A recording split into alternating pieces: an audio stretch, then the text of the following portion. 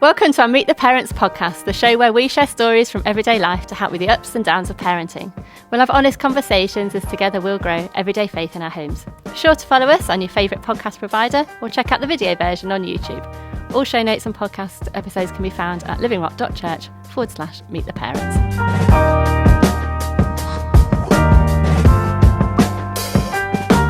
I'm Lisa, married to Alex, and we've got 3 amazing children who are aged between 20 and 15. And we know we're no experts at parenting, but we're here to have honest conversations with people and share our stories, our successes, our journey as parents as we grow homes that honour God and serve Him in our homes. And today we're going to look at a really important topic to many of us as parents. We're going to look at sleep and probably think about how we can establish some good sleep habits with us and our children, because we all know that a good night's sleep makes a huge difference in our homes for both us as parents and for our children. And I'm really delighted to welcome Jenni here today. So thanks for joining us, Jenni. Welcome. It's great to have you.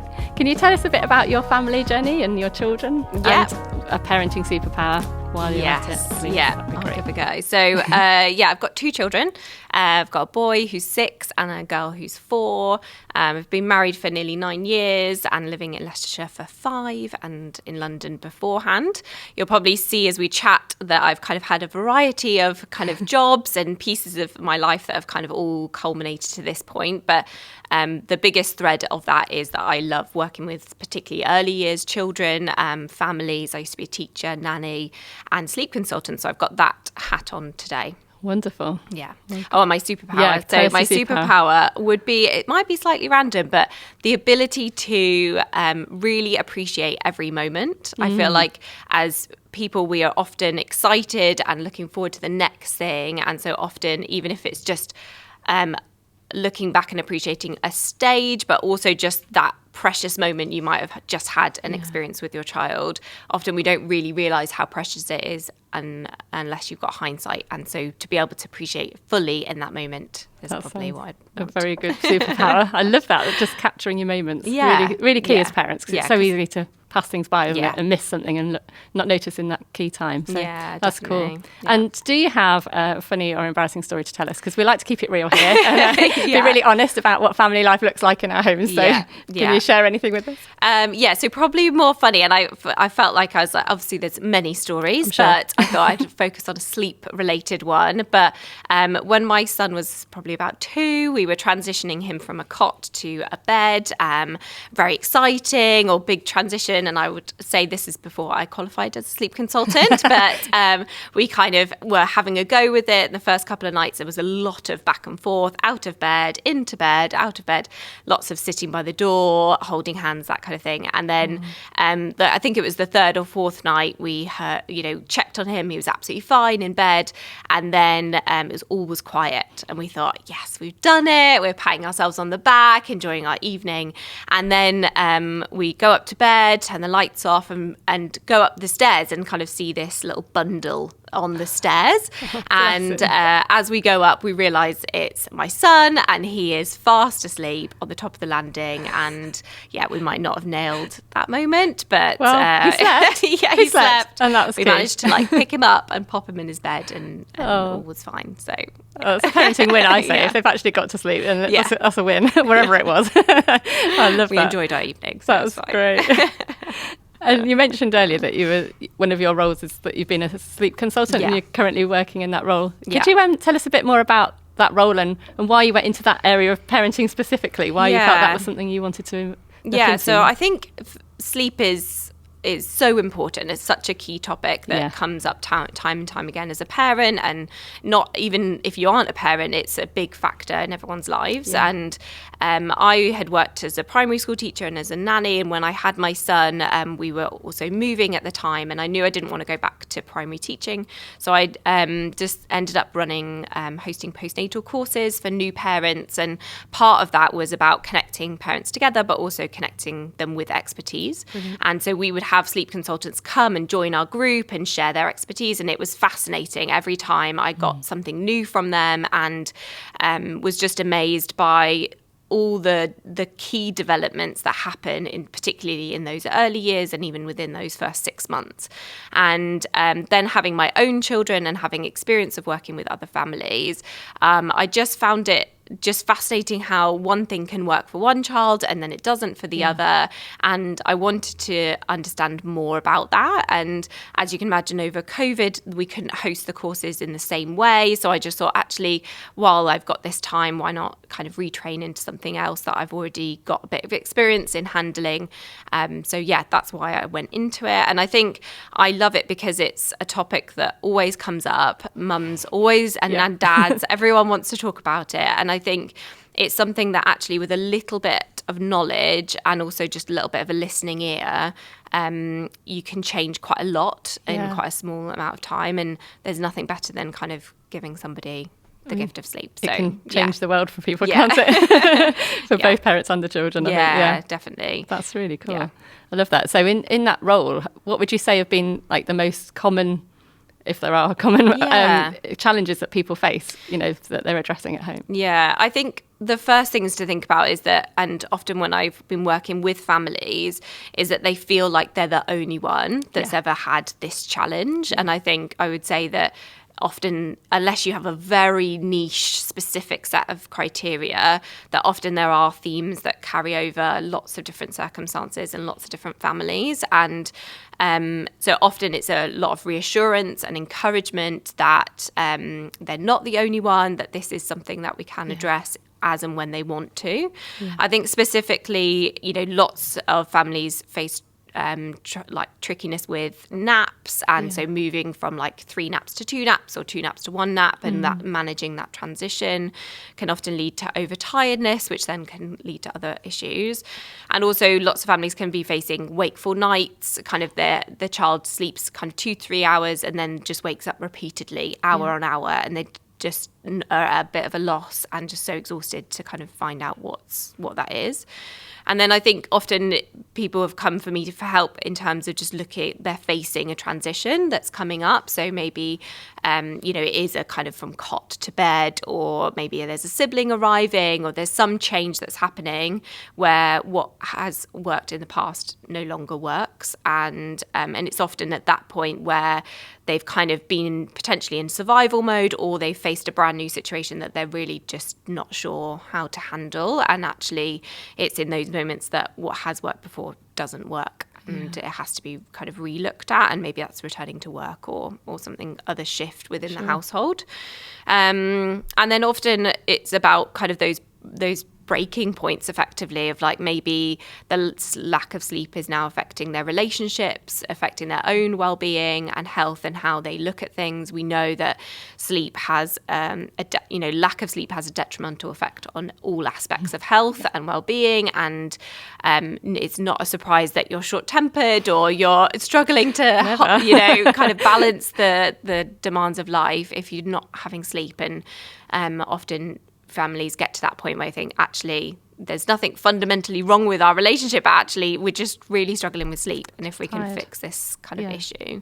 And as well, a part of that is kind of the expectation versus reality, that actually what they thought would happen isn't happening, and that loss of control can really drive people to ask those big questions of what's happening. No, that's really cool. I know when I was younger, I shared a room with my sister, and it's interesting, isn't it, how some of the children are different, how what worked with one child doesn't always work with the other. Definitely. And everyone's wired differently. And I remember it's just, so we're quite similar in age, and we would share this room, and my sister couldn't get to sleep, and I need sleep. I still do need a lot of sleep, and I would go off to sleep really kind of peacefully and more gently, and she would lay there, bless her, for ages. And so rather than letting me sleep, she would then get to this point of frustration. And she'd be like, Mum, come and get me, I can't sleep. And she wouldn't get up. She would just yell, wake the whole house up. And I remember we used to play these games. We used to name who was in each other's class to sort of think of ways to get to sleep. We'd hold hands. It was so cute. And I was just anything to get her to sleep. And I remember just the struggle she had as somebody who naturally just found settling herself to sleep was so difficult.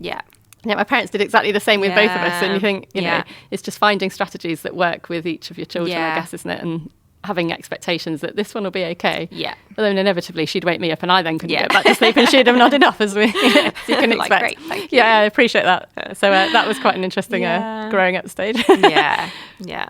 But just one thing that can help, can't it, is having good sleep habits. And have you got any suggestions on how we can establish those good sleep habits for our children? Obviously, bearing in mind that some will cope with some differently to others. But what kind of habits could we establish to help with that? And I think there's a degree of sensitivity around sleep, like you're mentioning, because some children, you can do something totally different each night, and they could fall asleep on the sofa, and then you carry them upstairs, and they have no qualms, they're not worried, it doesn't bother them.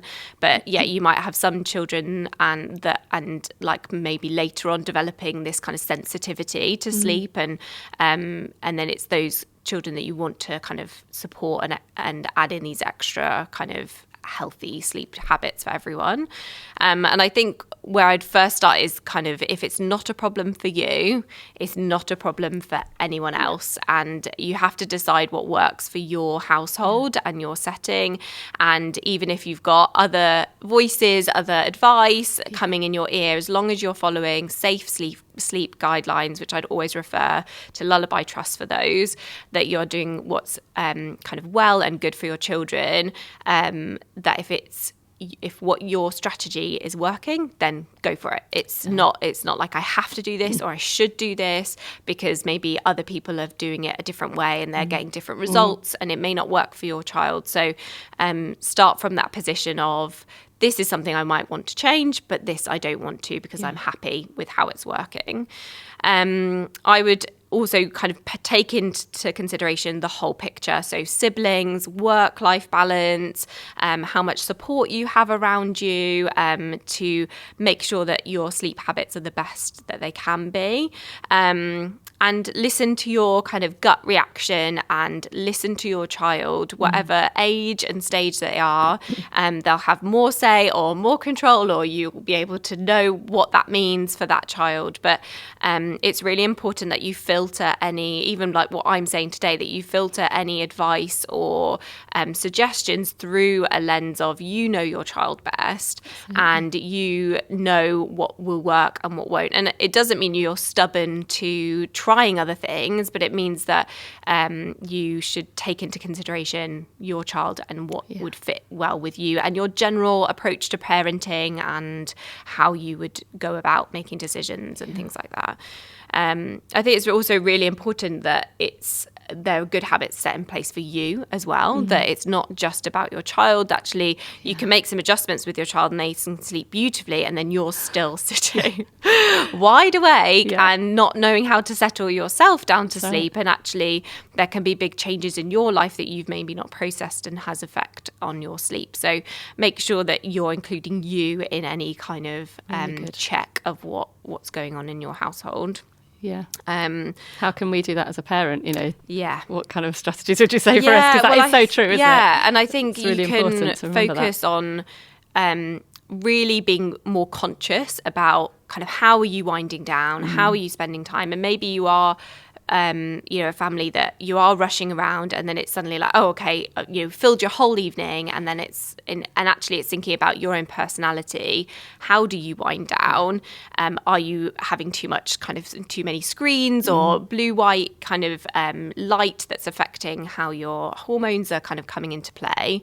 And what ways help you wind down and you kind of reset for the evening? And maybe if you are full of thoughts and anxieties or worries or concerns, it's thinking about how can you kind of download them, how can you move them away from your head so that you are free of those things and can be more conscious and explicit about going to sleep. So. I'm like that. I'm quite a busy-headed person. And I know I have to have a routine for myself. And it's for the benefit of everybody. If you have a sleep as a parent, isn't it? So I find I write down everything because I just can't. I try and hold it in my head, and my poor husband at bedtime, it's like, it's like, not the time to talk. It's like, why are we emptying your head at this time? I was like, because I can't sleep until I've told you everything I need to tell you.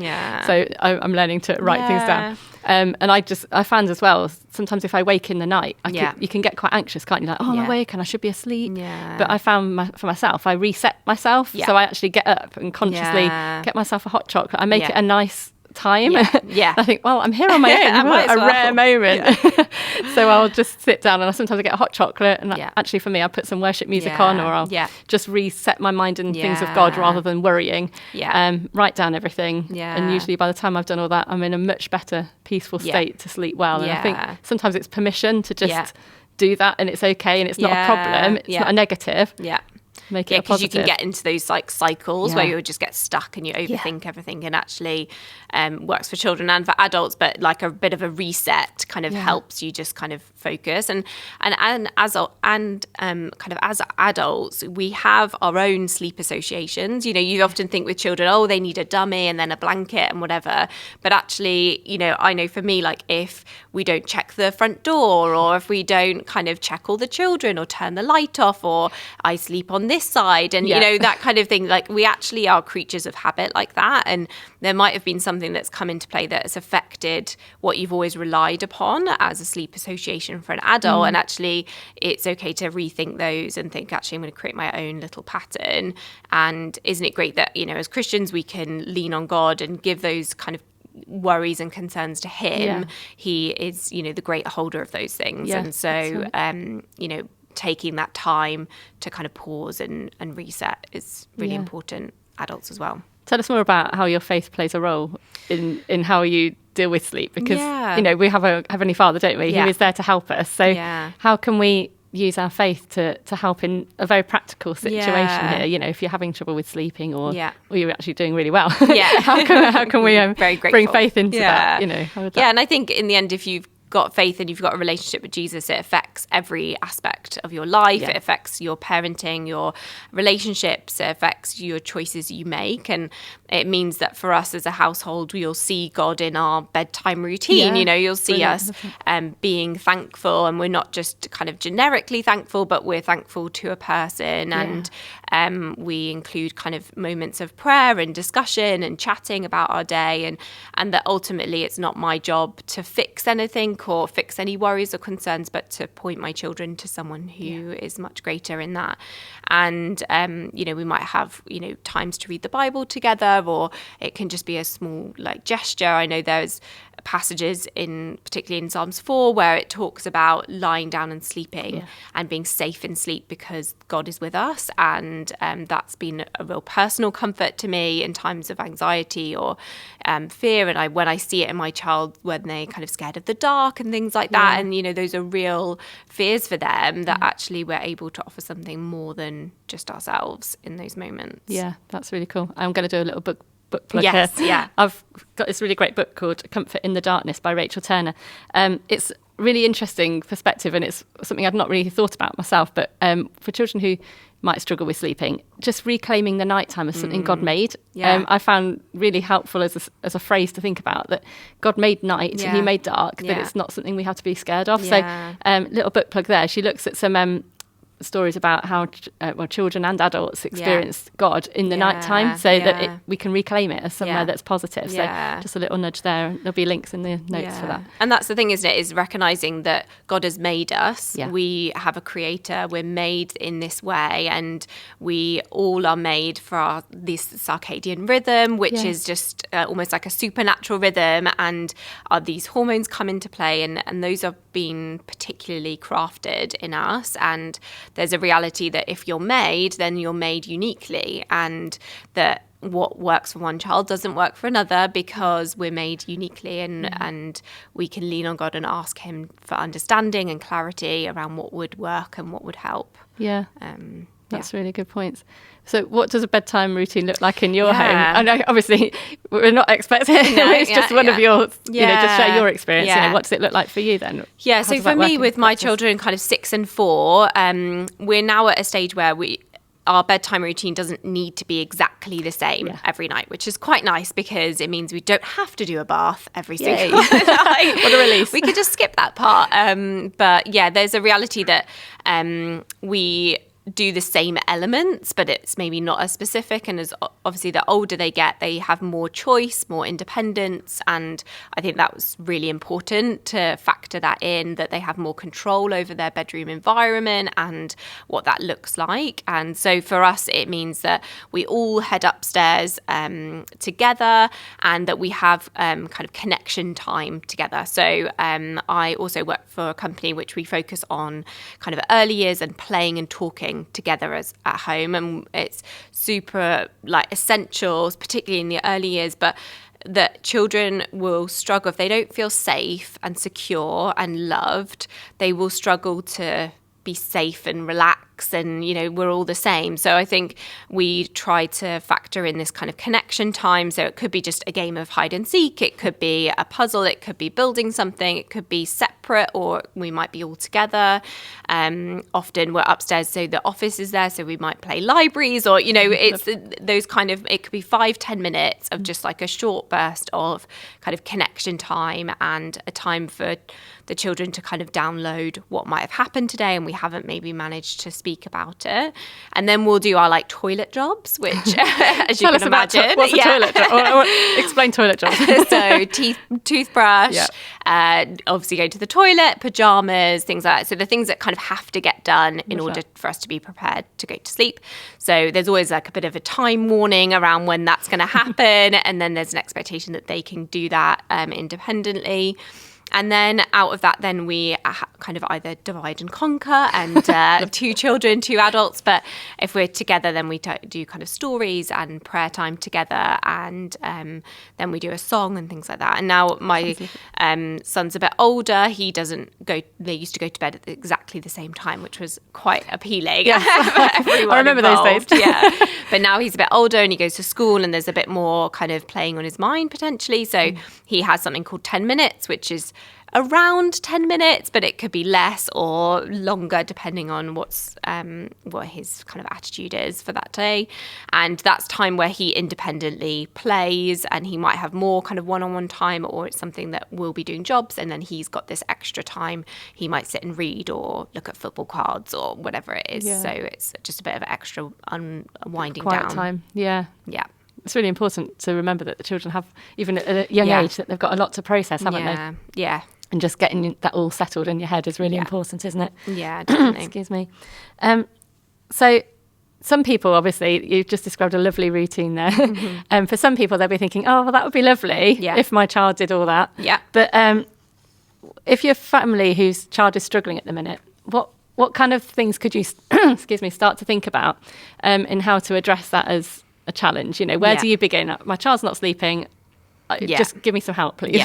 Yeah. Where would you say to start? So I think you need to start with that conviction that kind of something is not right, and maybe it's something that's been ongoing forever and ever and ever, but finally you've got to a point where actually it's just not sustainable for whatever reasons that we probably might mention before. But and I would start with a goal in mind. So it's always really helpful to know where you're aiming, what's your desired kind of thing. And it might be the ultimate goal of you put them in their bed, you close the door, that's it. Or it might be a little bit step below that from wherever you're starting.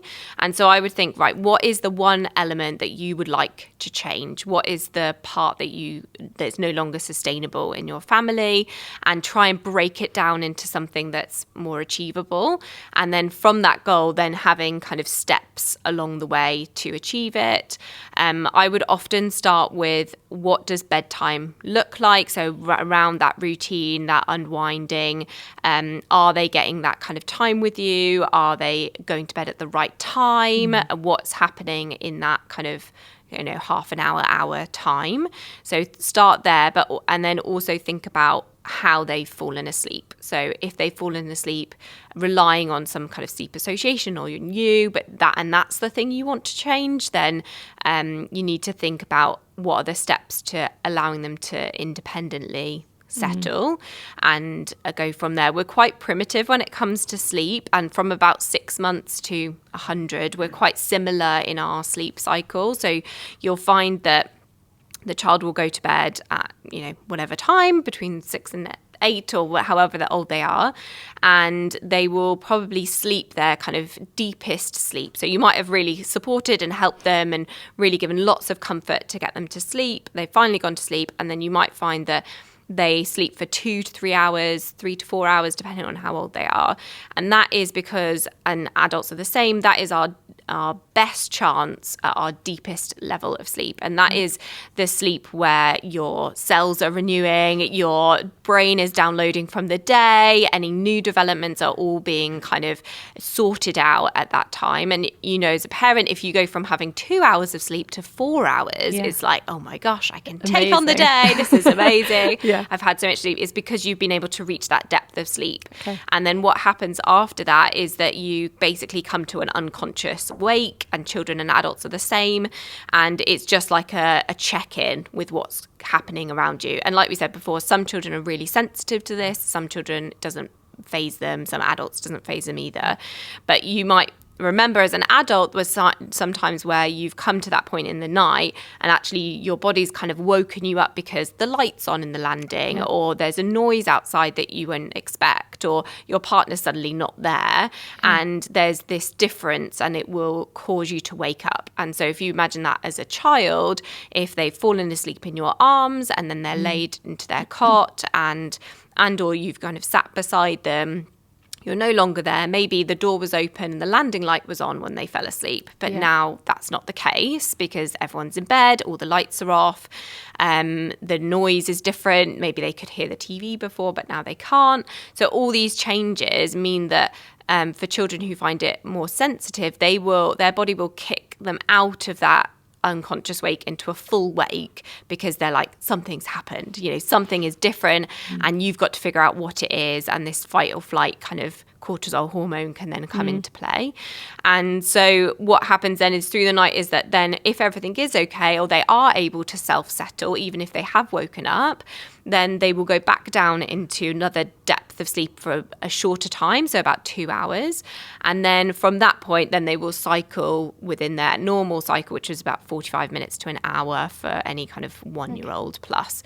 So that's why you might see that might have a child who has a really great sleep at the beginning, but then typically, culturally, as you go to bed, they are coming out of that depth of sleep. So if you're in survival mode, go to bed when they are going to sleep so you can catch that time. But then from out of that, they will just cycle. And if they really struggle to self-settle, they're going to need your comfort at every single point of that time. So really digging into how they're falling asleep can help alleviate the pressure through the night if they're able to then self-settle and do things like that. So have this goal in mind, think about steps towards it and think about what's achievable and don't rush, go with the amount of capacity that you've got. If you really can't do big changes, just think of the tiniest step. And I can example this by if you've got say a 4-year-old and you are sitting beside them and they won't fall asleep unless you're holding their hand. So what's happened is maybe for some families, absolutely fine, no problem. I'm happy to sit with them until they fall asleep. It doesn't seem to be an issue during the night. But maybe it has become an issue in the night, or you've something's changed in your life balance that you can't, maybe you've got a new baby or you can't sit with them for that length of time now. So my recommendation would be the goal is I can hold her hand and sit here for 5 minutes. That's my goal. But then I need to be able to get back to whatever's going on. And so we want to start with holding their hand, sitting beside them. And then after that 5 minutes, you put your hand just on the bed or you put them on your lap, but you're still present. And then at that point, they might kind of kick up at first, and then you put your hand back, you calm them, you provide them the comfort, but then you go back to what you were doing. And basically after, it only can take 2 or 3 nights of a new adjustment for it to kind of be embedded in. And then actually that daughter's very happy for you to just sit beside, but I don't need the holding hand. And then you can imagine the steps kind of going out of that. So then the next night when they're comfortable, you hold their hand for 5 minutes, but then you move to the end of their bed. And then once they're happy with that, then you can move further and further. And it will work with a kind of any variety of things. But you've got to also think about how the bedroom is it the right lighting, is there noise going on, are there little lights in their room that they're bothering them? So doing a bit of a bedroom audit as well as a refresh of maybe their bedtime routine can kind of help with that. And obviously if there's any overtiredness that's leaking through, that will have an impact. But again, going to bed earlier, moving everything like 15 minutes earlier can sometimes have a really big effect. I feel like my mum was like, go to bed early and everything will be fine in the morning. And there is some fundamental in that, isn't there? Right to that. Yeah. So, and having a quieter time before you go to bed is key, isn't it? That you're not just busy and then we're in bed. Yeah, exactly. And I think these days there's so many, like you said earlier, there's lots of temptations for other activities to be busying in your head, isn't there? And I think just finding ways to quiet in the time. I know for us as adults, I like to dim the lights and start telling my mind I'm going to bed, or having a bath or doing something very gentle. And I think some really good points there, Jenni, really good. Yeah, and also really finding out, it is helpful to know what the average is for your stage, and I would definitely take them with a pinch of salt. It won't apply their averages. You always get children on either side, but actually finding out how long can my child stay awake for between naps if you're in that phase. And actually sometimes it can be shockingly small amount of time, and actually sometimes what happens is if you miss that window, or if you've kind of not noticed the signs and you've kind of not captured that opportunity, then our cortisol hormone will kick in and it'll be like, right, there's something wrong here. Like, I haven't been able to fall asleep, and your body goes into this fight or flight response. I've got to stay awake because there's something wrong. There's something happening and it's not letting me fall asleep. And actually then when you get to those points, you actually then having to provide so much more comfort to kind of get back to where you are. So finding out what those averages are can be helpful.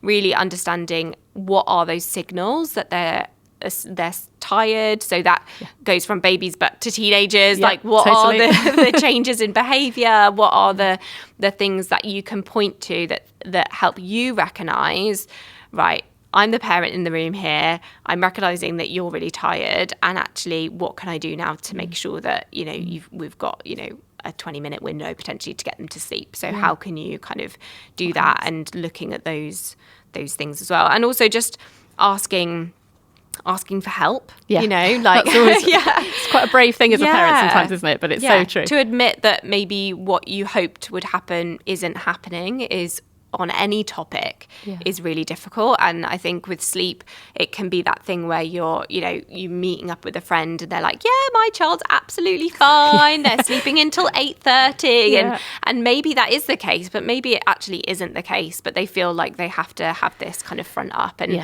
it's really important to remember, there's a community around you for that very purpose. And if you're struggling to build that community, then try and kind of make steps to do that, and to be honest with people and find those friends who are maybe in the next stage ahead to remind you that it is a stage, and that actually someone who's not too far removed but is kind of the next stage from you can sometimes offer some really helpful advice. I think it's also important to recognise that there's different seasons, aren't there? That as your children grow, they change. I will speak as a parent of adult children and teenagers, and sleep is a whole different issue when they get to that stage, because sometimes it's actually waking them up.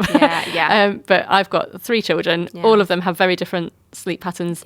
One of them needs regular routine to get to sleep and likes to go to bed early, tells us off if we're too noisy. I have another child who likes to be noisy and will stay awake honestly till about 2 a.m. quite happily, but then needs a lot of sleep in the morning. But I think it's knowing your own rhythm, isn't it, and knowing what works for you, but equally finding patterns that fit with what needs to work for life. But so I think just knowing that as your children grow up, they naturally will hit different growth spurts, won't they, in different hormone stages. And, and I think that it's one of those things, isn't it? I think with new parents, it's probably my biggest challenge has been over the years, but it's something that I'm always like, if you're not very good at change, you might need to figure that out, because you kind of in every element of parenting you get to these points and you think, yes, I've got it, like this is great, if it continues like this forever, we've got it. And actually the reality is, unfortunately, that's not the case. And it's and you have to change your mindset to, oh no, I can't believe it's changed, to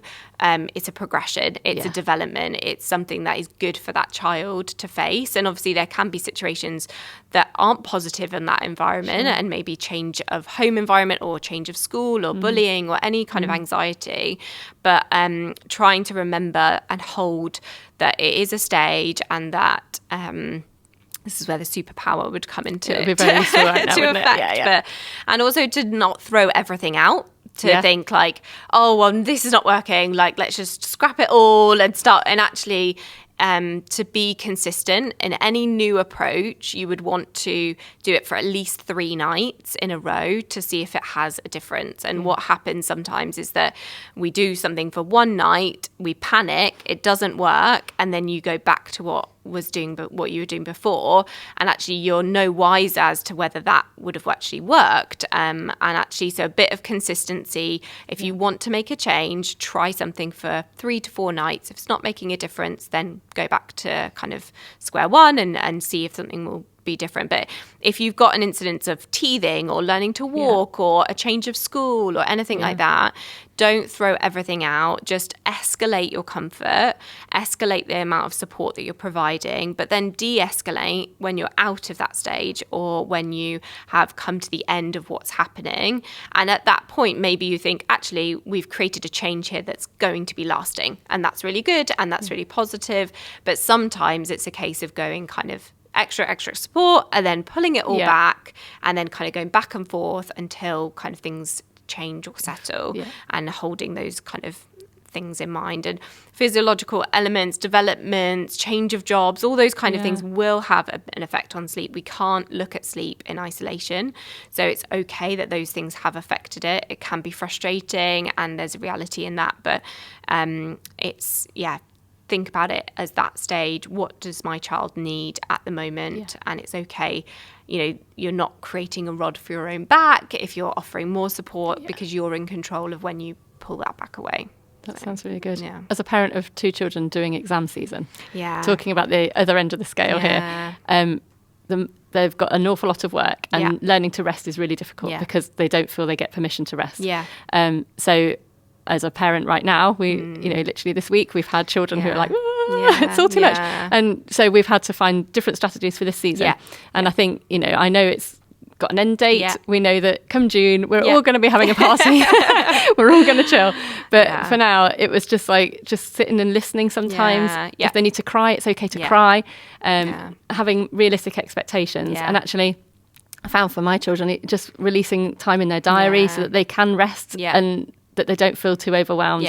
But equally, just bedtime being like, you need to start winding down now, even though you feel like you've got so much to do, that you are okay to stop. It's important and part of your revision practice to stop and relax. And how many adults would benefit from that? You know, I could think, you know, it's part of our job as parents to guide and nurture and things like that. But also, how many adults struggle with establishing boundaries and also struggle with knowing how to wind down or what I like to do. And actually, if you can foster that from a young age and teach them the skills, and they know, like with any emotion, like, oh, I know when I'm angry, I need to do this to calm down.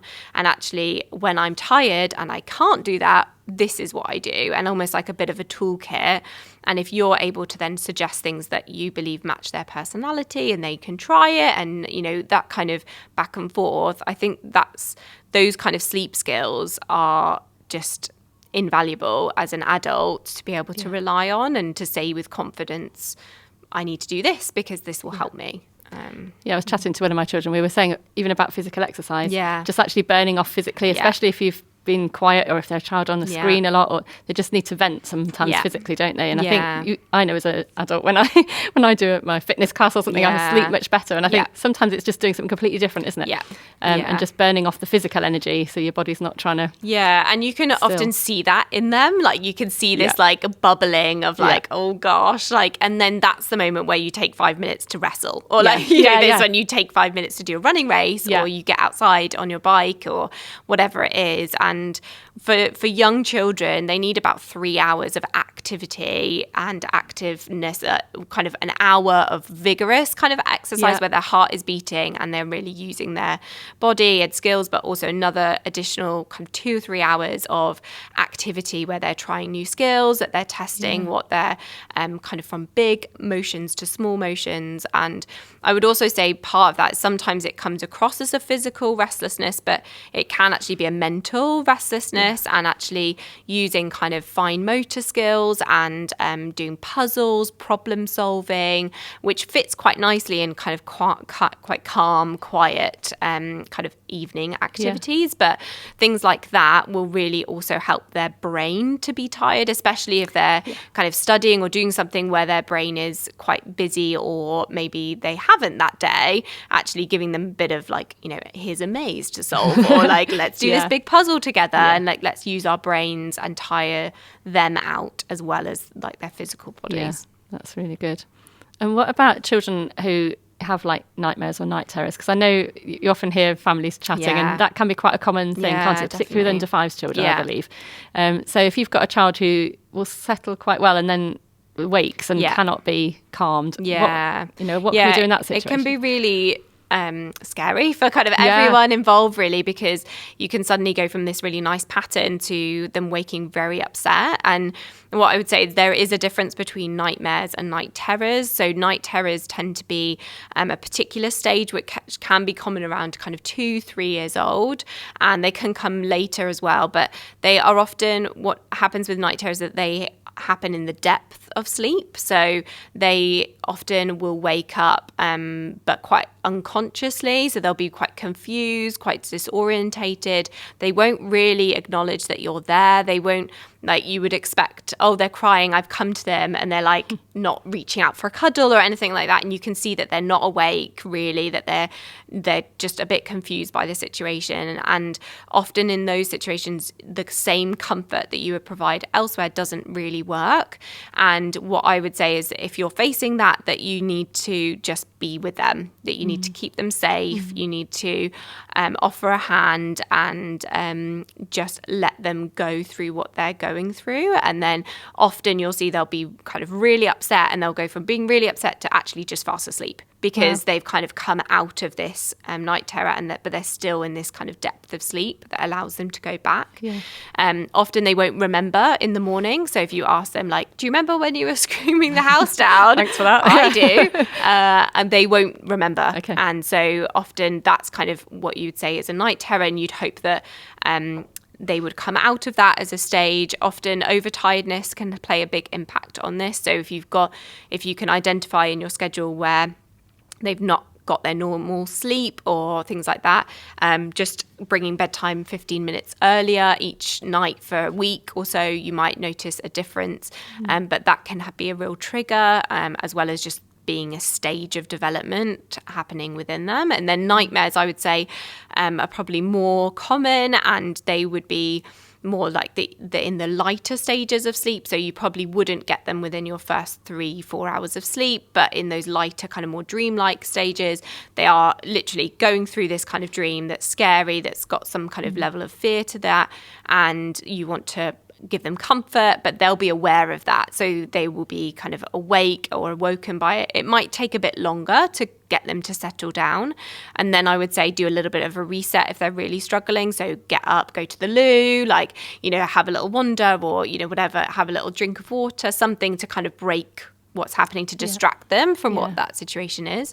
And then go back to kind of going back to sleep as they normally would, and they would probably remember that in the morning. So they do look quite different. So that's really important to remember, isn't it? And I think just from chatting to other families and from my own experience, I think I'm someone who dreams a lot. My husband doesn't. He, bless him, when we were first married, he was like, I've never dreamed in my life, and now I started dreaming. I was like, sorry about that. So I wake up with the most wacky, horrendous dreams. I just go all over the place.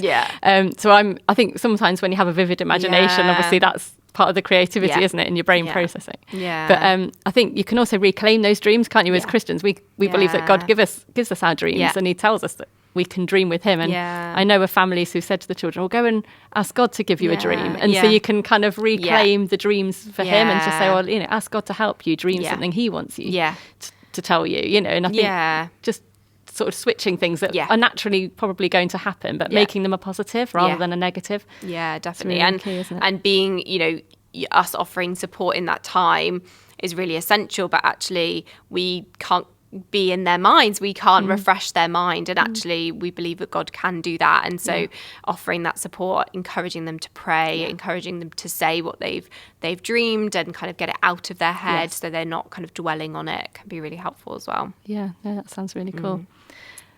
Well, I think we've covered quite a lot there, Jenny.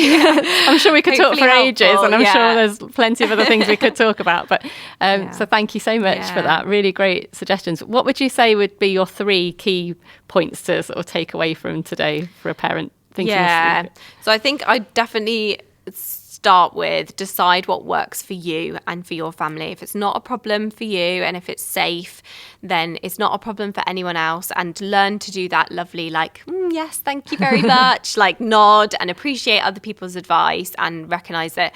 And most of the time it's coming from a really lovely, caring place. But if it's not a problem for you, don't spiral into comparison or into feeling guilty about what you're doing, that kind of thing. If you're happy with it and it's safe, then it's all good. I would definitely use, my second point would be kind of use bedtime as a connection point. Make sure that your children feel safe, secure, absolutely loved and cherished, and use it as a way to download thoughts, to pray together, to be grateful together, to play and talk together. And it doesn't have to be lengthy. It can be 5 minutes of undivided, undistracted time. Can make a massive difference in their well-being generally, but also in how they're sleeping and how they feel relaxed and comforted. And thirdly, I would say that sleep is always part of a puzzle. It's always part of a bigger picture, and it's okay to recognise that there are other factors that are affecting their sleep and try and mitigate as much as you can, but also recognise that that might just be the stage that you're in, and see it on a holistic perspective. Look at their diet, look at their exercise, look at their kind of motivations and their screen time and their friendships and then worries and changes in life situations, and look at it as part of the bigger issue and a more holistic view of the child. Yeah. I think what you said there about the connection is really key for that, isn't it? Then you know what's going on, and you can sometimes solve part of the puzzle by actually having the connection and going, oh, I had no idea that was in your head at the time. So some really great suggestions there. Thank you so much, Jenny. You're welcome. Thank you for your time today. Okay. I'm sure you guys have got loads of questions. We'd love to hear them. So do send us a message on YouTube. You can comment below on the video, or you can send it to us at Meet the Parents page on the Living Rock Church website. We'd love to hear from you, and if you've got any stories that have worked really well, we'd always love to hear what you've tried at home and what worked for you. It might be different things that we've not even talked about today, so do feel free to get in touch and let us know what those are. But thanks for joining us today. That's all right. And Thank you. Really appreciate your time. Thank you very much. You're welcome. Thanks.